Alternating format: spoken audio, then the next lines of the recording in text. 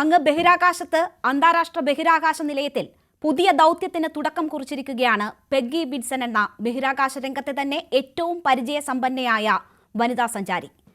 ശുഭാംശു ശുക്ല ഉൾപ്പെടെയുള്ള 3 പുരുഷ സഞ്ചാരികൾ ഉൾപ്പെട്ട ആക്സിയം 4 ദൗത്യത്തിന്റെ കമാൻഡർ പെഗ്ഗി ബിൻസൺ ആണ്. ലോകത്തെ ഓരോ സ്ത്രീക്കും അഭിമാനമാകുന്ന ഈ നേട്ടം കുട്ടികൾക്ക് പറഞ്ഞു കൊടുക്കേണ്ട ഈ സമയത്ത് ഒരു അധ്യാപകൻ ഇങ്ങ് നമ്മുടെ ഈ കൊച്ചു കേരളത്തിലിരുന്ന് പറയുന്നു, ആണും പെണ്ണും ഇടകലർന്നാൽ എന്തോ അപരാധം സംഭവിക്കുമെന്ന്, വിദ്യാഭ്യാസത്തിന്റെ ഗുണമേന്മ കുറയുമെന്ന്.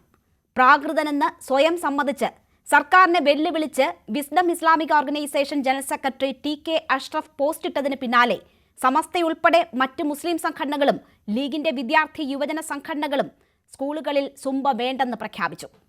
കുട്ടികളിലെ മാനസിക സമ്മർദ്ദം ഇല്ലാതാക്കാൻ മുഖ്യമന്ത്രിയുടെ നിർദ്ദേശപ്രകാരമാണ് സുംബ ഡാൻസ് സ്കൂളുകളിൽ നടപ്പാക്കാൻ തീരുമാനിച്ചത്. ലഹരിയിൽ പുതുതലമുറ അഴിഞ്ഞാടിയാലും തങ്ങളുടെ സ്ത്രീകൾ ആണുങ്ങളുമായി കൂടിക്കലരുന്നത് അനുവദിക്കില്ലെന്ന മുസ്ലിം സംഘടനകളുടെ നിലപാടിൽ സർക്കാർ പതറുമോ?